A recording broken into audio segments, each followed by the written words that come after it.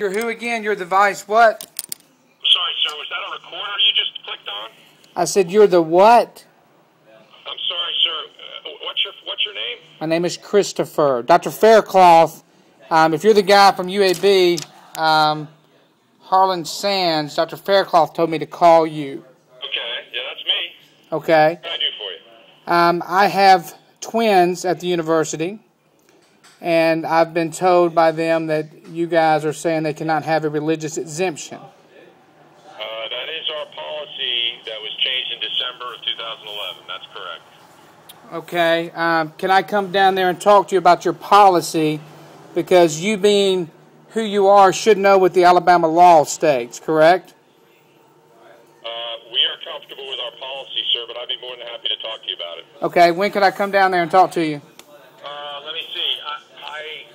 First of all, I'd like to know who you're. I mean, right now, all I know is your name is Christopher. I'd be happy to meet with you if you're parents of a student at UAB. Yes, sir. I can bring you. Right now, I don't want to give you my children's last name because I'm thinking you guys are discriminating at UAB. I can bring you my pay stub and their registration without you seeing their name to show you that my children are enrolled there at the university. But I see no reason for you to know who my children are as of yet. Well, I mean, sir, we deal with student issues all day long. Right. I've never had a problem with it. Well, great. Then you and I should be able to talk about the law because you should know the law very well, and you, for some reason, have misinterpreted the law. And the cool thing is that University of Alabama in Birmingham, what's your relationship with the University of Alabama in Tuscaloosa?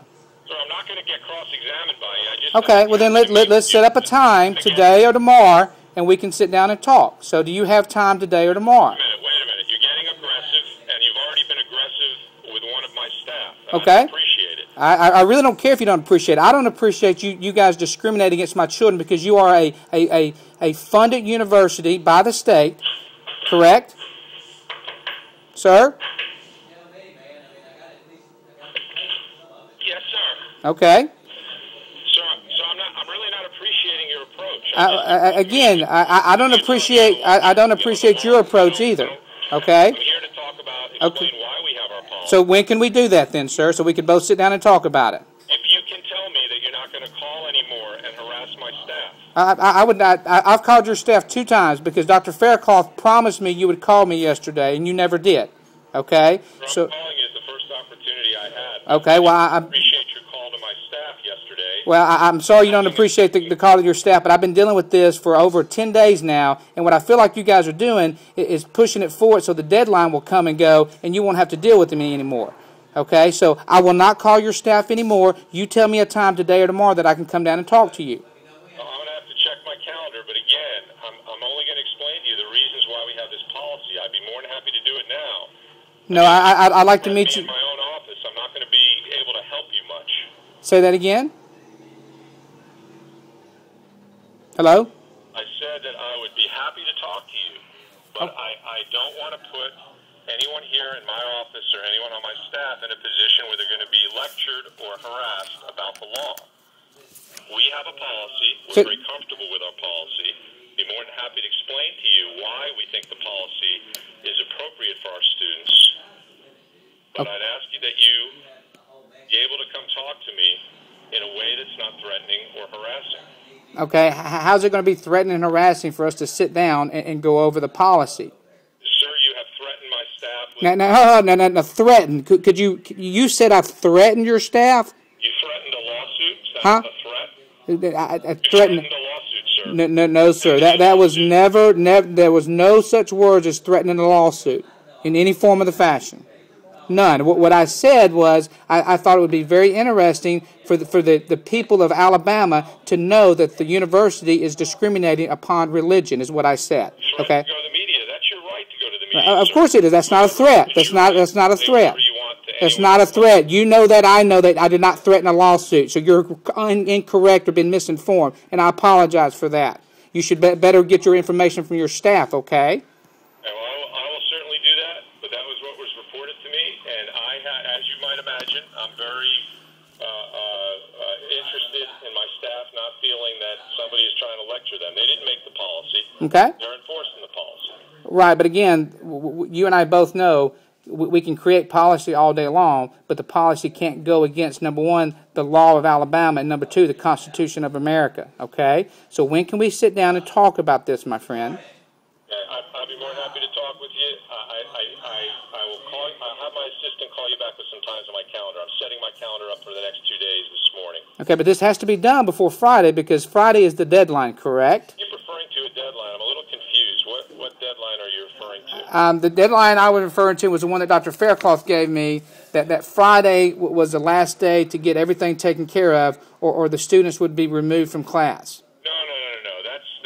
That is not what our intent is. I think what you're referring to might be that we put holds on records to register for the spring. We're not doing anything for the fall. We're not going to pull anyone out of class.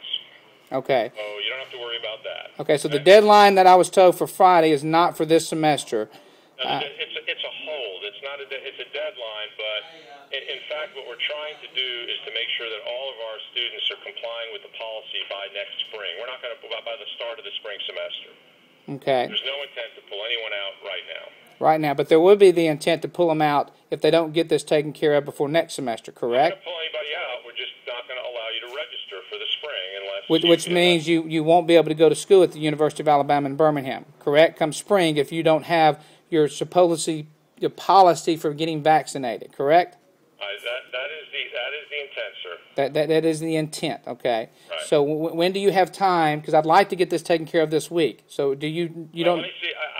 I'm not ruling out this week, but again, I don't want to tell you that there's a time pressure because nobody's going to pull your kids out of school this semester. Okay, so you know for a fact, and you're telling me right now that there's no way my children will be pulled out of school this semester. No way. Okay. So put yourself at ease on that front. Well, thank you very much for relaying that. So I will tell you that we are putting the reason you got. I'm sure you found out about this is because there was a hold placed on your kid's record. I'm sure. Correct. Okay. Yeah, we could talk about that, but the intent was to prevent re-registration for the spring. I understand that, but I just like to come down there, man to man, and go over your policy according to the law, because we have some major issues here. And I understand. I'm just a little worried, Christopher. That I'm not worried. Is not the right word.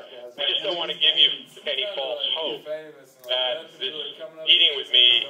This policy was set by the university some time ago. It wasn't set by me. It was set by a collection of the university. I know, but you're a lawman, okay? And I just don't think you guys completely understand this yet. And that's what I would like to do is bring it to your attention, and then hopefully you can take this to the right people and get this fixed. It's the only thing I'm hoping, okay? That's fair enough. Okay, I'll have somebody call you hopefully by today to set up an appointment, okay? Thank you so very much, sir. I really appreciate it. Bye-bye. Bye-bye. So you're telling me that Dr. Sands has told me there's no reason for a meeting. At this time, there's no reason for a meeting. That if you can email your reasons to him, he will review that and then get back with you. And I'll have his email address for you. Do you have a pen and piece of paper? Yes, ma'am, I do. Okay, it's